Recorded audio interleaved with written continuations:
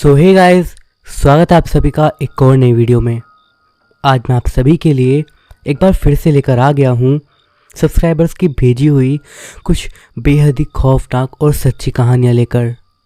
अगर आप मेरे चैनल पर नए हो तो उसे सब्सक्राइब करना बिल्कुल ना भूलें, क्योंकि मैं आपके लिए ऐसी स्टोरीज लेकर आता रहता हूँ। अपने साथ घटी घटनाएं आप मुझे स्क्रीन पर दिख रही मेरी इंस्टाग्राम आईडी या फिर मेरे व्हाट्सएप नंबर के ज़रिए मुझ तक पहुंचा सकते हो। आपकी स्टोरी सुनाने में मुझे बहुत ही खुशी होगी। इसी के साथ हम बढ़ते हैं आज की अपनी पहली कहानी की ओर। आज की फर्स्ट स्टोरी हमें बताई है हमारे सब्सक्राइबर राज ने। आइए आगे की घटना को वैसे ही जानते हैं जैसे कि उन्होंने हमें बताई है। मेरा नाम राज है और मैं मध्य प्रदेश का रहने वाला हूँ। ये घटना जो मैं आपको बताने जा रहा हूँ ये मुझे मेरे दादाजी से पता चली थी। मुझे अपने दादाजी के बारे में ज़्यादा कुछ तो नहीं पता, क्योंकि जब मैं सिर्फ 7 साल का था उस वक्त उनकी डेथ हो गई थी। उनसे मिलने के लिए हम बस साल भर में एक बार जाते थे, तब जब मेरे स्कूल की छुट्टियाँ पड़ती थी। दरअसल मेरे दादा एक्चुअली में उत्तराखंड से मध्य प्रदेश पे शिफ्ट हुए थे, यानी कि मूल रूप से वे उत्तराखंड के ही निवासी थे। वहाँ पर पहाड़ी इलाका है और वहीं पर वो अपने पालतू जानवरों को घुमाने के लिए ले जाया करते थे। मुझे याद है जब मैंने आखिरी बार अपने दादाजी को देखा, वो काफ़ी ज़्यादा बीमार थे उस वक्त। मैं उस टाइम पर दादाजी के साथ ही था उनके घर पर। मेरे मम्मी पापा जो कि जॉब करते थे, वो कुछ कारणों से बीच में मुझे वहीं पर छोड़कर कुछ दिनों के लिए शहर वापस चले गए थे, क्योंकि उन्हें कुछ इमरजेंसी में काम था। इस दौरान घर पर बस मैं और मेरे दादाजी रहते थे। ज़्यादातर उनके घर पर मैं पड़ोस के बच्चों के साथ क्रिकेट खेलता था, जो कि मुझे बेहद पसंद था। एक रोज़ की बात थी जब बारिश काफ़ी तेज़ हो रही थी। इसी कारण मैं बाहर खेलने तो नहीं जा पाया और घर में ही बैठकर कुछ किताबें पढ़ने लगा। वो किताबें दरअसल कुछ कहानियों वाली किताबें थी जो कि मेरे दादाजी अक्सर बाहर से लाते रहते थे। अब मैं थोड़ी देर बाद बोर होने लगा था तो मैंने उन किताबों को बंद कर दिया और वहीं पर लेट गया। जब दादाजी ने मुझे देखा तो उसके बाद वो मेरे पास आए और उन्होंने मुझसे कहा, बेटा एक कहानी सुनोगे?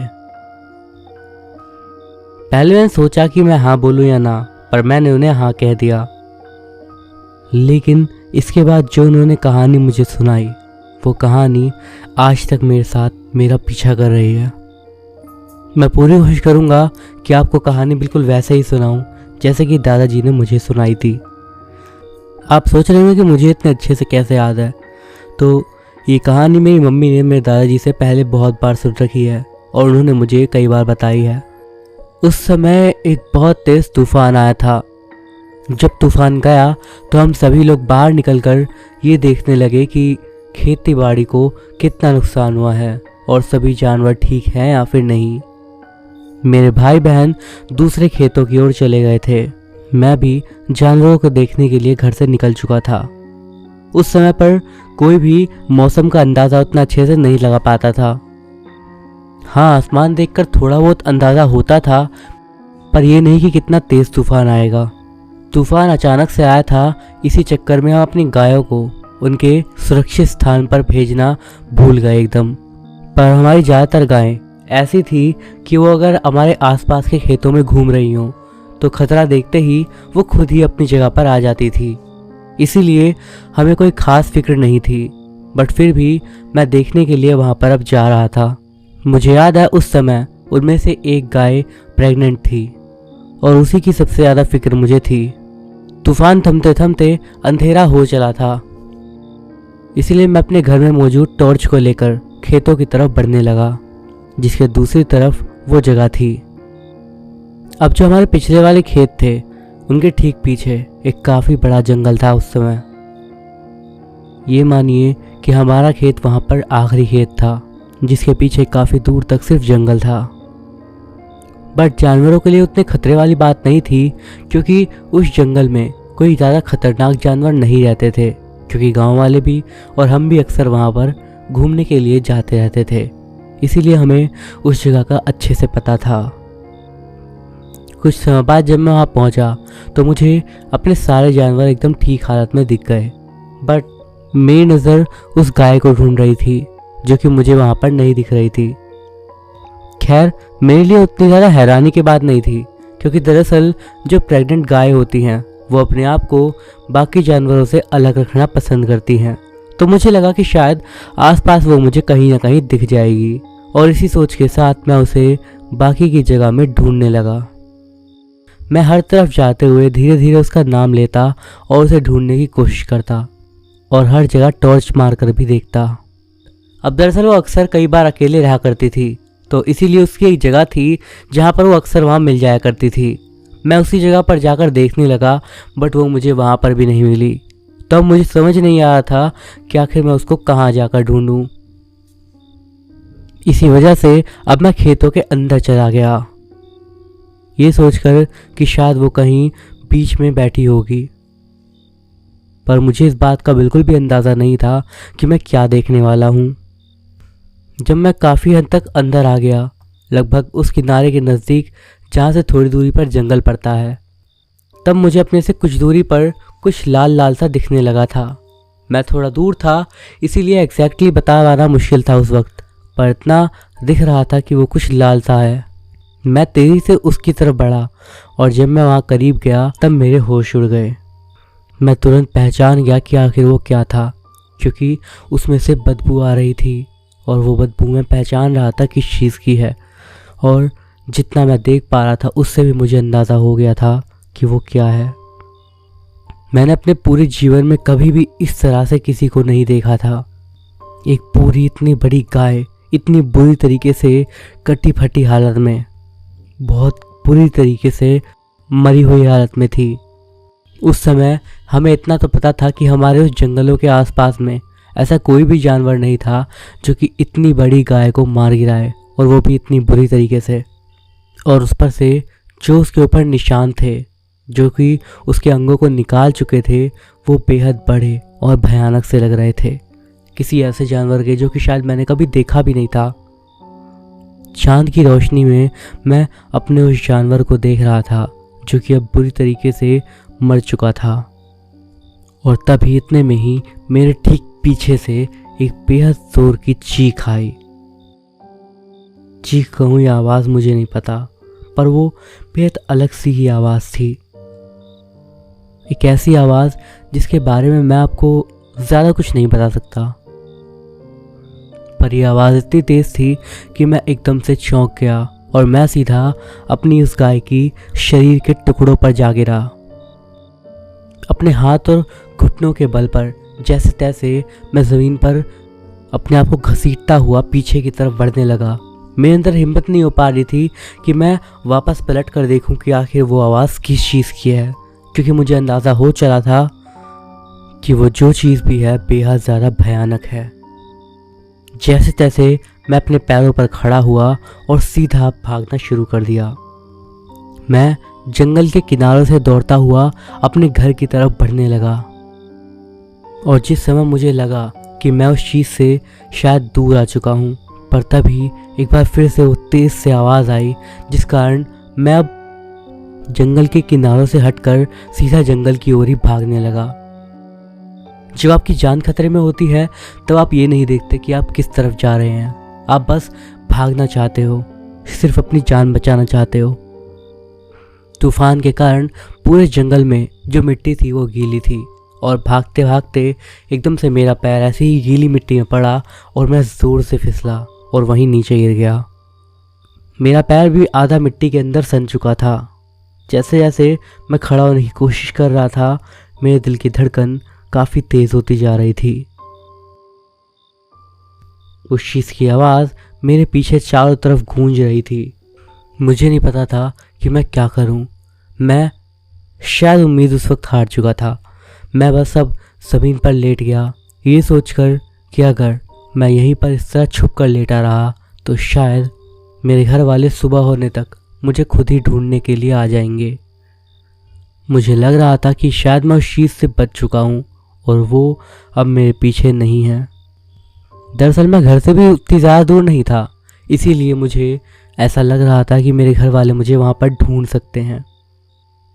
बट जैसे ही मैंने इस बात को सोचते हुए पीछे पलटकर उस चीज़ को देखने की कोशिश करी कि कहीं वो वहाँ पर है तो नहीं, तो मेरे से बस कुछ ही फीट पीछे मैंने उस चीज़ को देखा जो कि मेरे ज़िंदगी का सबसे बुरा सपना बनकर रह गई। जैसी वो चीज़ दिखती थी, शायद ही किसी चीज़ को इतने भयानक रूप में किसी ने कभी देखा हो। वो जो भी चीज़ थी ज़मीन से लगभग 30-40 फुट ऊपर थी, आसमान में वो चीज़ उड़ रही थी। सबसे पहले जो चीज़ मुझे दिखी वो थे उसके बड़े बड़े पंख जो कि दोनों दिशाओं में फैले हुए थे। इसके बाद उसका शरीर जो कि नीचे से किसी जानवर का था पर ऊपर से एक औरत का। जैसे ही मैंने उसे देखा मेरे रोंगटे खड़े हो गए, मेरी रूह कांप गई। मेरे अंदर उस चीज़ को देखकर बस एक शौक उत्पन्न हो गया था और मैं बस उस जगह पर अब खड़ा रह गया था। ऐसा लग रहा था कि शायद मैं इस चीज़ को मान चुका था कि अब मेरी मृत्यु होना निश्चित है। बहुत ही धीरे से मैंने अपने एक पैर को पीछे की तरफ करा, ये सोचकर कि शायद मैं भाग जाऊंगा, पर वो चीज़ अगले 2 सेकंड में ही उड़ते हुए ठीक मेरे करीब आ गई। मैं सिर्फ खौफ में उस चीज़ को देख रहा था। जहाँ उसके पैर होने चाहिए थे वहाँ बस खून टपक रहा था। वो चीज़ ठीक मेरे सामने को आई और उसने अपना मुंह खोला मानो वो बहुत ज़ोर से चिल्लाने वाली हो। पर जैसे ही उसने अपना मुंह खोला, उसकी जो चिल्लाने की आवाज़ थी वो इस तरह आई जैसे कि वो मेरे से काफ़ी दूर है, मानो उसकी आवाज़ वहाँ पहाड़ों में गूंजने सी लगी। इसके तुरंत बाद वो चीज़ ऊपर आसमान में तेज़ी से उड़ गई और कहीं मेरी आंखों से ओझल हो गई। ये सब होते होते लगभग आधी रात हो चली थी। मैं बस उसी जगह पर चुपचाप बैठ गया और तब तक इंतज़ार करता रहा जब तक मेरे घर से कोई मुझे ढूंढने नहीं आता। कुछ समय बाद, लगभग 40-50 मिनट बाद, मेरा बड़ा भाई मुझे ढूंढते ढूंढते वहाँ पर आ गया। मैं तब भी एकदम चुप बैठा रहा। मुझे अपने साथ लेकर वो घर गया और घर पे जब मैं गया तो सब लोग मुझसे पूछने लगे कि आखिर क्या हुआ, तुम कहाँ थे और क्या सभी जानवर ठीक हैं। मुझे नहीं पता था कि मैं उनको क्या जवाब दूँ, इसीलिए मैं उन्हें बस अपने साथ उस गाय की लाश के पास ले गया। मेरी मम्मी और मेरा भाई एकदम हैरानी से डरते डरते उस गाय की लाश को देख रहे थे। तभी मेरे पापा मेरा हाथ पकड़कर मुझे एक दूसरी तरफ लेकर आए और उन्होंने मुझे बताया उस चीज़ के बारे में। वो जानते थे कि गाय को किस चीज़ ने मारा है। उन्होंने बताया वो एक तरीके की शैतान थी। उसका आधा शरीर इंसान का और आधा शरीर जानवर का है। वो नर्क से आई है। उन्होंने बताया कि वो चीज़ जो भी है वो उन पर हमला करती है जो कि किसी नए शिशु को जन्म देने वाले होते हैं या फिर सीधे नवजात बच्चों पर। उन्होंने ये बताया कि भगवान की कृपा ही है कि उस चीज़ ने मुझे देखने के बावजूद मुझे छोड़ दिया। जब मुझे पता लगा तो मैं भी भगवान का शुक्रगुजार था कि ऐसे खतरे से सामना होने के बावजूद मैं ठीक ठाक था। जब दादाजी ने मुझे एक कहानी सुनाई उस वक्त भी मुझे काफ़ी ज़्यादा डर लगा, क्योंकि शायद मैं भले आपको वैसे ना सुना पाऊँ पर दादाजी ने इसे अपने शब्दों में बताया था। इस कहानी को सुनने के बाद अगले कई हफ्तों तक मैं ठीक से सो नहीं पाया था और बस यही सोचता था कि कहीं वो आधी औरत किसी समय रात के वक्त मेरे सामने ना आ जाए। ये कहानी अक्सर मुझे मेरी मम्मी बताती थी। मेरी मम्मी भले ही दादाजी को कुछ ना माने, पर मैं अपने दादाजी को सच में एक हीरो मानता हूँ जो कि एक इस तरीके के शैतान से बचकर आ गए थे। तो दोस्तों, ये थी हमारी आज की फर्स्ट स्टोरी। इसी के साथ हम बढ़ते हैं आज की अपनी अगली कहानी की तरफ, जो कि हमें बताई है हमारे सब्सक्राइबर नितिन ने। आइए आगे की कहानी को उन्हीं के शब्दों में जानते हैं। मेरा नाम नितिन है और मैं हरियाणा के करनाल में रहता हूँ। ये घटनाएं जो मैं आपको बताने वाला हूँ ये मेरी और मेरे बहन के साथ हुई थी। ये घटनाएं उस वक्त की है जब आज से कई साल पहले मैं अपने परिवार के साथ करनाल में शिफ्ट हुआ था। उस समय पर मेरी उम्र लगभग 16 साल थी और मेरी छोटी बहन की उम्र 13 साल। भले इस बात को हुए आज एक लगभग अरसा हो गया हो, पर मुझे आज भी अच्छे से एक एक चीज़ याद है।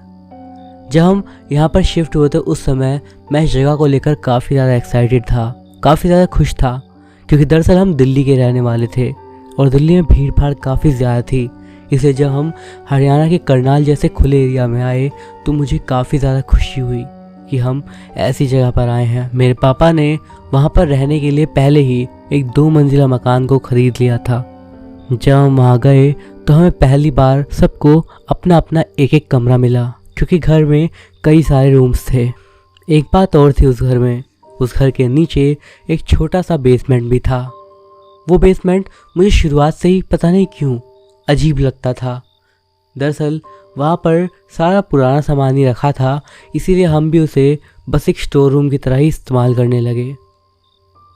अब बात ये होती कि साल साल भर तो हम वहाँ पर जाते भी नहीं थे बस, लेकिन साल के अंत में जब दिवाली का समय आता तो पूरे घर की सफाई करनी होती। उस वक्त मैं और मेरी बहन ही मिलकर वहाँ पर नीचे जाकर सफाई करते थे। पर सच में उस वक्त हमें वहाँ पर काफ़ी ज़्यादा अजीब लगता था, और जब हम वहाँ से घर की सजावट करने के लिए लाइट्स निकालते थे तब भी हमें काफ़ी अजीब लगता था। हमेशा से ही मैं सुबह देर से सोकर उठता था। स्कूल के लिए डेली मुझे मेरी मम्मी ही आकर उठाती थी, क्योंकि मेरे बस की तो खुद से उठना नहीं था, और अगर किसी दिन स्कूल की छुट्टी होती थी उस दिन तो मैं काफ़ी देर तक सोता था। तो एक ऐसे ही दिन की बात थी। सुबह सुबह मुझे मेरी मम्मी की आवाज़ आई कि वो मुझे उठाने के लिए आई हैं। मैं आधी नींद में ही था। मम्मी ने मुझे आवाज़ दी कि मुझे स्कूल के लिए तैयार होना है, इसलिए मुझे उठ जाना चाहिए। मैं आधी नींद में ही बिस्तर पर पड़ा रहा और मेरा चेहरा सीधा बिस्तर की तरफ था, क्योंकि मैं उल्टा लेटा था। मैं उठने के बिल्कुल भी मूड में नहीं था। जब मुझे कमरे का दरवाज़ा बंद होने की आवाज़ आई, उसके बाद एक बार फिर से मेरी आंखों में नींद आने लगी और मैं एक बार फिर से सो गया। अब थोड़ी देर मुझे लेटे हुए हुई होगी कि एकदम से ही मेरे को अपने ऊपर किसी के हाथ महसूस हुए। ये मेरे लिए थोड़ा सा अजीब था, क्योंकि मेरी मम्मी जब भी मुझे उठाने के लिए आती थी तो मुझे दूर से ही प्यार से आवाज़ लगाती थी, ना कि कभी भी इस तरह मुझे पास आकर हिलाते हुए उठाती थी। मैं ऐसा नाटक करने लगा कि अभी भी मैं सोया हुआ हूँ, ताकि मैं डांट से बच सकूँ, क्योंकि मुझे तो यही लग रहा था कि वो मम्मी है। कुछ सेकंड के बाद वो हाथ मेरे ऊपर से हट गए। अब थोड़ी देर के बाद लगभग मैं खुद उठ गया। जब मैंने समय देखा तो पाया कि समय तो काफ़ी ज़्यादा हो चुका था और स्कूल का समय काफ़ी पहले ही निकल चुका था। तो मम्मी का इस वक्त पर आकर उठाना थोड़ा अलग था। मैं बेड से उठा और सीधा नीचे गया तो मैंने देखा कि घर के सभी लोग मिलकर नाश्ता कर रहे थे। उस समय मैंने मम्मी से पूछा, मम्मी आज दिन कौन सा है? संडे है, इतना भी नहीं पता? इस पर मैंने जवाब दिया कि अगर आज छुट्टी थी तो आपने मुझे ऊपर आकर क्यों उठाया, मुझे सोने देते ना। इस पर मम्मी ने काफ़ी हैरानी भरा जवाब दिया। उन्होंने कहा कि वो तो ऊपर आई ही नहीं और ना ही ऊपर आकर उन्होंने मुझे उठाया है। ये सुनकर मैं हैरान रह गया। मैंने अपने पापा और अपनी छोटी बहन से पूछा कि कहीं उन्होंने तो मुझे नहीं उठाया, बट उन दोनों ने मना कर दिया। एक बार को मुझे लगा कि शायद मेरी छोटी बहन झूठ बोल रही होगी, क्योंकि वो अक्सर मुझे परेशान करती है, बट जब मैंने उससे सीरियस होकर पूछा तो भी उसका जवाब नहीं बदला। मेरी बहन जब भी झूठ बोलती है तो मुझे पता लग जाता था, और मुझे उस वक्त पता था कि वो झूठ नहीं बोल रही। ये सोचकर मैं थोड़ा हैरान हो गया। अब मैंने अपने साथ हुई घटना को अपने पापा को ही बताया, बट उन्होंने कहा कि शायद बस तुम थके हुए थे इसलिए तुम्हें ऐसा वहम हुआ होगा। वैसे भी इन भूत प्रेतों के चक्कर में तो तुम कुछ ज़्यादा ही पड़े जाते हो। खैर, इस एक घटना के बाद ऐसी कोई भी घटना दोबारा तो नहीं हुई, बट घर में अलग अलग चीज़ें थोड़े थोड़े टाइम के बाद होती रहती थी। जैसे कि सबसे अजीब चीज़, जब हम सब ऊपर वाले रूम्स में होते उस वक्त नीचे से किसी के दौड़ने की आवाज़ आती थी, और ये मुझे सच में काफ़ी डरावना लगता था। घर में सभी को ये बात पता थी, पर कोई भी इस बारे में बात नहीं करता था। अब जो घटना मैं आपको बता रहा हूँ ये मेरी बहन के साथ हुई थी। मुझे याद है मेरी बहन मेरे पास भागते हुए आई थी। उस वक्त सुबह हो रही थी। वो मेरे सामने आकर एकदम से बैठी और उसने कहा कि उसके साथ कुछ हुआ है। उसने बताया कि आधी रात के वक्त उसकी एकदम से आँख खुली थी और तब उसे काफ़ी ज़्यादा अजीब लग रहा था। वो बिस्तर पर ही लेटी रही और कोशिश करने लगी कि उसे नींद आ जाए, और तभी एकदम से ही उसके ठीक ऊपर से एक अजीब सी चीज़, एक ठोस चीज़ उसके ऊपर गिरी। लेकिन सबसे हैरानी की बात यही थी कि वहाँ पर उसके ऊपर कुछ भी नहीं गिरा था, और जैसे ही उसे डर लगा कि उसे चोट लग जाएगी, वो चीज़ एकदम से गायब हो गई। उसने बताया कि उसके होश उड़ गए थे, और जैसे ही उठकर बैठी उसे एक साया तेज़ी से उसके कमरे से बाहर निकलता दिखाई दिया। उसने बताया कि वो रात भर सो भी नहीं पाई और वो बस अपने कंबल के अंदर छुपकर लेटी हुई थी। इसके बाद भी जो अब मैं घटना आपको बताने जा रहा हूँ, ये भी मेरी बहन के साथ ही हुई थी, बट ये मुझे मेरे पापा ने बताई है, क्योंकि मेरी बहन ने ये बातें उन्हें ही बताई थी, बट मेरे पापा ने हम सबको इसलिए नहीं बताई क्योंकि हम उस वक्त डर जाते। हाँ, फ़िलहाल हम उस घर में नहीं रह रहे, हमने कई साल पहले ही उस घर को चेंज कर दिया है। दरअसल रात के वक्त मेरे पापा वॉशरूम के लिए उठे थे, और वो जब जा रहे थे तब उन्हें मेरी बहन की आवाज़ आई, जिसका कमरा किचन के ठीक ऊपर की साइड ही था। वो सोचने लगे कि चलो एक बार ऊपर जाकर देखता हूँ। जब वो ऊपर कमरे में गए तो उन्होंने पाया कि मेरी बहन बेड पर बैठी हुई थी और सामने किसी से बात कर रही थी, पर सबसे अजीब बात ये थी कि उसके सामने कोई भी नहीं था। अब मेरे पापा भी सोच में पड़ गए कि आखिर वो ऐसे क्या कर रही है, बट फिर भी पता नहीं क्यों उन्होंने एक बार को इस चीज़ को इग्नोर कर दिया। लेकिन इस घटना के ठीक 3 या 4 दिन के बाद रात के समय जब पापा वॉशरूम करने के लिए उठे, तब उन्हें एक बार फिर से मेरी बहन के कमरे से आवाज़ आई थी। वो अब सोचने लगे कि इस वक्त वो क्या कर रही है, और यही सोचकर वो ऊपर उसके कमरे में उसे चेक करने के लिए आए, और उस टाइम पर उन्होंने देखा कि मेरी बहन एक बार फिर से दीवार की तरफ देखकर कुछ बड़बड़ाए जा रही है। मेरे पापा आसानी से ऐसी चीज़ों से नहीं डरते थे, बट उन्होंने बताया कि जब उन्होंने बहन को इस हालत में देखा तो एक बार को वो भी कांप से गए थे। वो मेरी बहन के नज़दीक गए और उन्होंने उसके कंधे पर जैसे ही हाथ रखा, ऐसा लगा कि मानो वो होश में आ गई हो। तभी मेरी बहन पापा से लिपटी और ज़ोर ज़ोर से रोने लगी। मेरे पापा ने उसे चुप करवाया और उसके बाद उसे जैसे तैसे करके बहला फुसला कर सुला दिया। इसके अलावा मुझे पक्का पता है कि मेरे पापा और मम्मी के साथ भी वहाँ पर अजीब सी कुछ घटनाएं हुई होंगी, बट उन्होंने हमें कभी भी नहीं बताई। मैं इस चैनल पर कई सारी कहानियाँ पहले भी सुन चुका हूँ, और उनमें से कई सारी बेहद ज़्यादा डरावनी होती हैं, इसलिए हो सकता है कि आपको मेरी कहानियाँ ज़्यादा डरावनी ना लगें, बट मैं सच में इस बात का शुक्रगुजार हूँ कि मेरे साथ जो घटनाएं हुई वो उतनी ज़्यादा डरावनी नहीं हैं। इसी के साथ हम बढ़ते हैं आज की अपनी अगली कहानी की ओर। आप लोगों को शायद ये जानकर अजीब लगेगा और कई लोग शायद यकीन भी नहीं करें, बट शायद इंडिया में भी वेंडिगो घूम रहा है। ये घटना मेरे साथ उत्तराखंड में हुई थी। दरअसल मैं उत्तर प्रदेश का रहने वाला हूँ। मेरे 3 बहुत पक्के दोस्त हैं। हम सभी लोग अपने अपने काम में व्यस्त रहते हैं, बट साल भर में 1 या 2 बार ऐसा प्लान ज़रूर बनाते हैं जिसमें हम उत्तराखंड घूमने के लिए जाते हैं। दरअसल हम लोगों को कैंपिंग करना बहुत ज़्यादा पसंद था।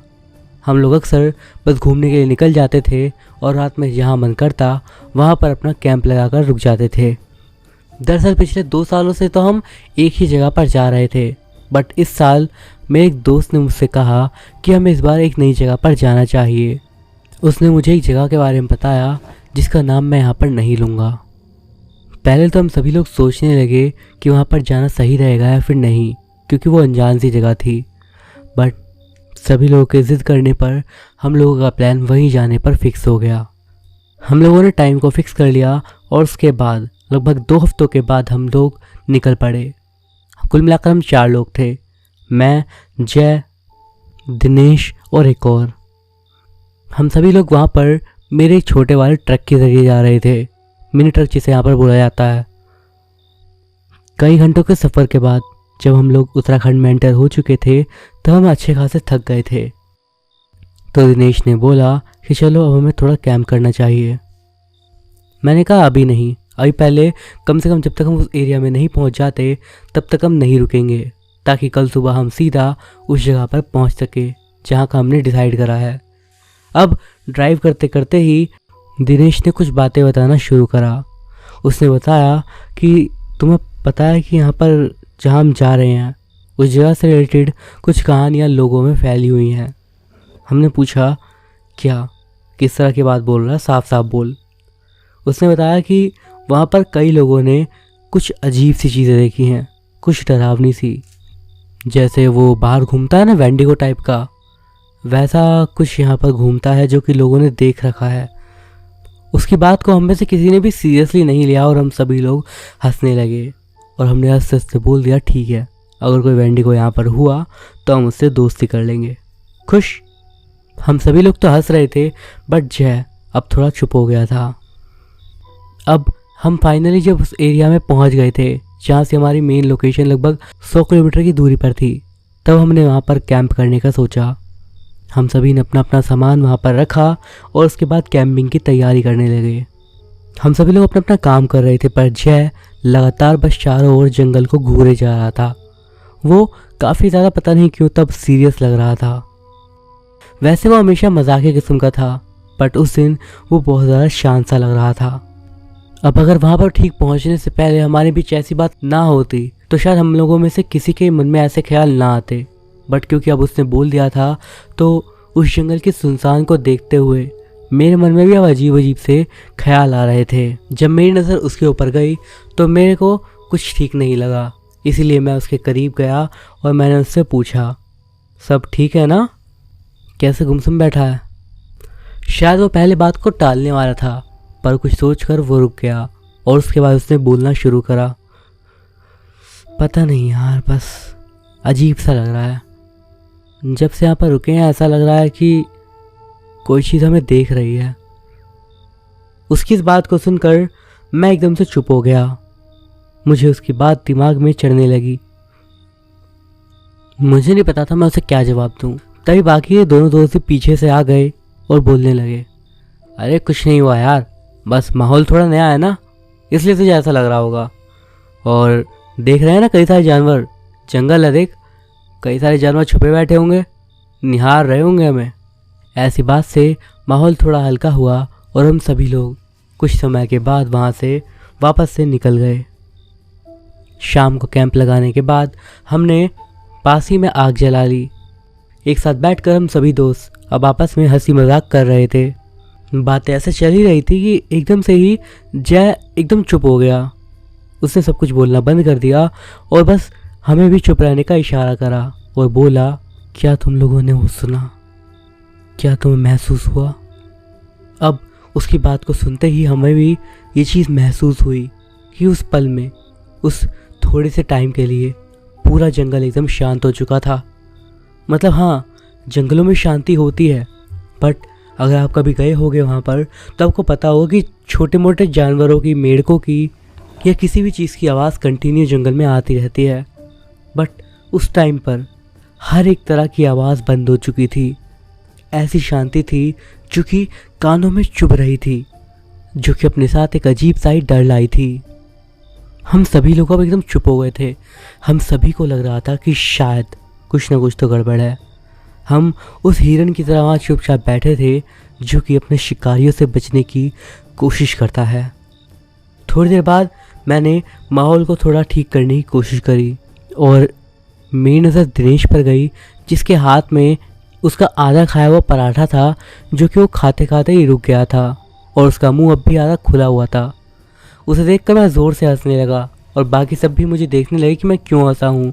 तो उसकी शक्ल देखकर हम सभी लोग हंसने लगे। इस बात से माहौल काफ़ी ज़्यादा ठीक सा हुआ।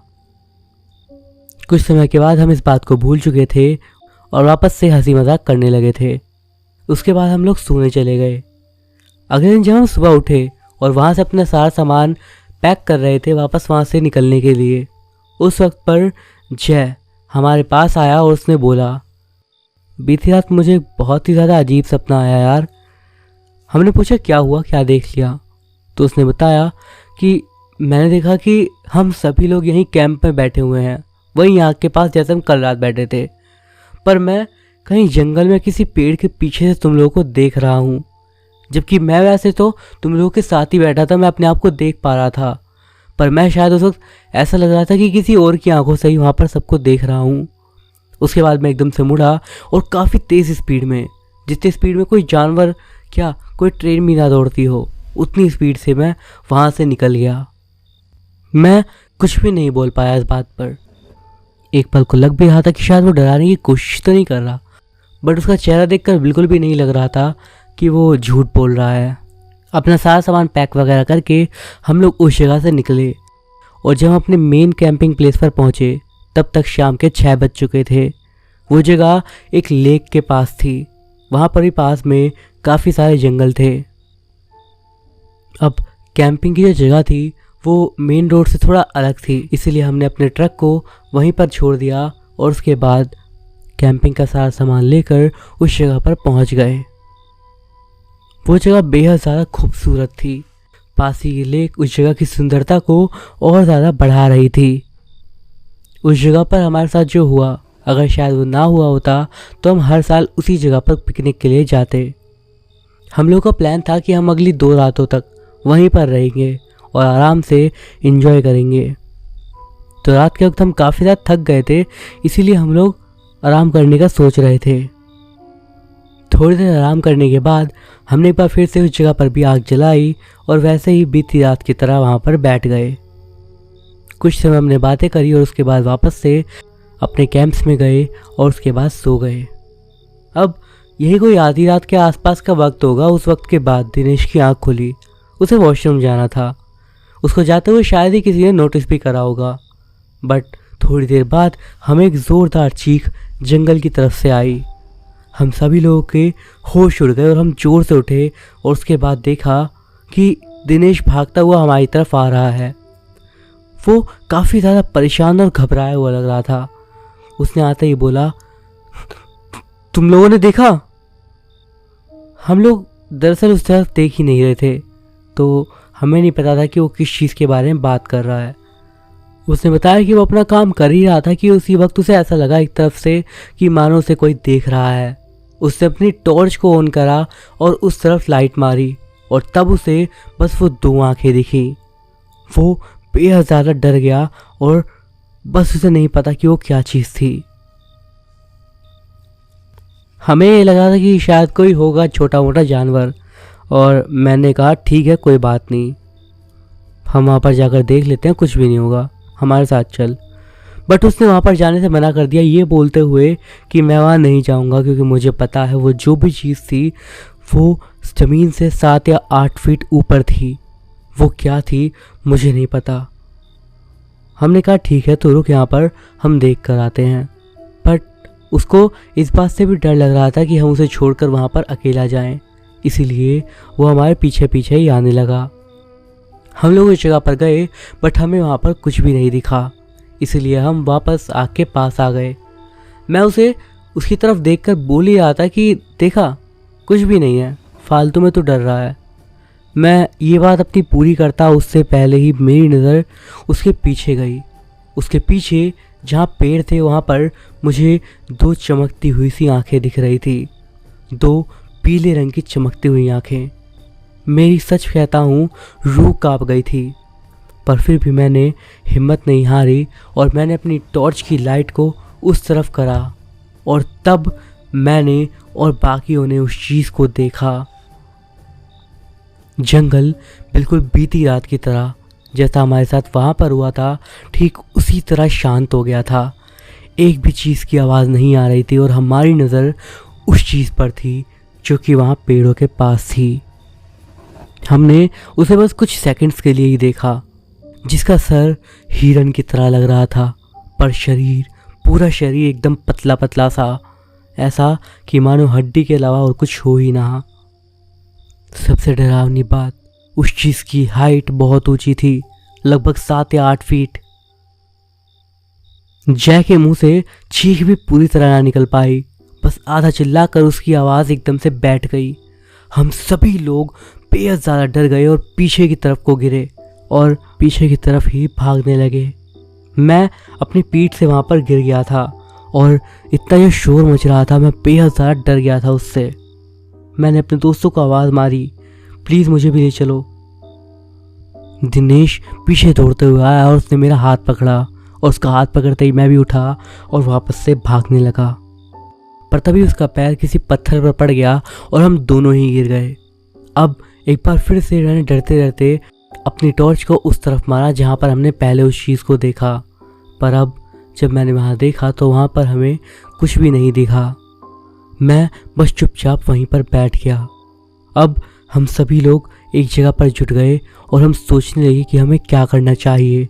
उस जगह पर बहुत ज़्यादा हम लोगों को डर लग रहा था। वो बहुत बड़ा क्रीचर था जिसके पतले पतले हाथ पैर थे और उसकी आंखें पीले रंग में चमक रही थी। दिनेश के पैर में चोट लग गई थी, इसलिए अब हमें उसका भी ख्याल रखना था। उसका पैर धीरे धीरे सूजने लगा था। जय ने बोला, हम लोगों के पास 2 ऑप्शंस हैं, या तो रात भर यहाँ पर डरते डरते रुकते रहें, या फिर दूसरा, इस रात में ही हम यहाँ से धीरे धीरे निकल चलें अपनी गाड़ी की तरफ। हमें पता था कि अगर हम उस जगह पर रुके तो हम में से कोई भी चैन से नहीं रह पाएगा एक भी पल, और हमने वो दूसरा वाला ऑप्शन ही सिलेक्ट करा कि हम लोग धीरे धीरे अब उसी समय रात के अंधेरे में वहाँ से निकलने की कोशिश करेंगे। सबसे आगे अपनी टॉर्च लिए मैं था, मेरे पीछे जय दिनेश को पकड़ते हुए आ रहा था और सबसे पीछे हमारा आखिरी दोस्त। हम बहुत ही धीरे धीरे चल रहे थे और काफ़ी ज़्यादा डरे हुए थे। हम लगभग रोड तक के आधे रास्ते तक पहुंच चुके थे। हमने अपने फ़ोन से देखे तो सिग्नल अब भी नहीं आ रहे थे, और उस वक्त पर हम लोगों को ऐसा लगने लगा कि कुछ तो है शायद जो कि हमें देख रहा है। ऐसी फीलिंग हमें अंदर से ही आने लगी। हम लोगों को बहुत ज़्यादा डर लगने लगा था। एक पल के लिए हम सभी लोग चलते चलते रुक गए, ये देखने के लिए कि क्या हमें कोई चीज़ सुनाई देती है। और तब सच में जो हमने सुना, उस चीज़ को तो सोच कर ही बस मेरा मन रोने का करने लगता है। जो आवाज़ मेरे कान में आई, मुझे अच्छे से याद है, वो आवाज़ दिनेश की थी। हम सभी लोग सुन पा रहे थे कि दिनेश की आवाज़ या दिनेश जैसी आवाज़ पूरे जंगल में हमारे चारों ओर से गूंजते हुए आ रही थी। पहले तो आवाज़ काफ़ी नॉर्मल सी लग रही थी, पर उसके बाद ऐसा लगने लगा कि वो आवाज़ 2-3 आवाज़ों के साथ मिक्स होकर आ रही हो, और वो आवाज़ बेहद डरावनी लग रही थी। जैसे ही ये भयानक आवाज़ मैंने सुनी, मैं एकदम से कूद पड़ा, जिस कारण मेरे हाथ से मेरी टॉर्च गिर गई और वो भी नीचे गिरकर एक पत्थर से टकराकर टूट गई। हम सभी लोगों को नहीं पता था कि हमें क्या करना है, हम लोग कैसे जिंदा बचेंगे। और तभी वो आवाज़ एक पल के लिए शांत हुई, और अगले ही पल अब आवाज़ जय की आ रही थी। हम सभी की हालत और ज़्यादा ख़राब हो रही थी। इस आवाज़ को सुनकर हम सबको बस लग रहा था कि शायद हम लोगों के साथ अब कुछ बहुत ज़्यादा बुरा होने वाला है। इसके बाद बस हंसने की आवाज़ आने लगी, कभी मेरी आवाज़ में, कभी दिनेश की में, तो कभी ऐसे ही हमारे सारे दोस्तों की आवाज़। हम सभी लोग बस उस जगह पर रुक गए और नीचे बैठ गए, और एक गोला बनाकर हम आपस में करीब होकर बैठ गए। हमें नहीं पता था कि हम लोग जिंदा भी बच पाएंगे या नहीं।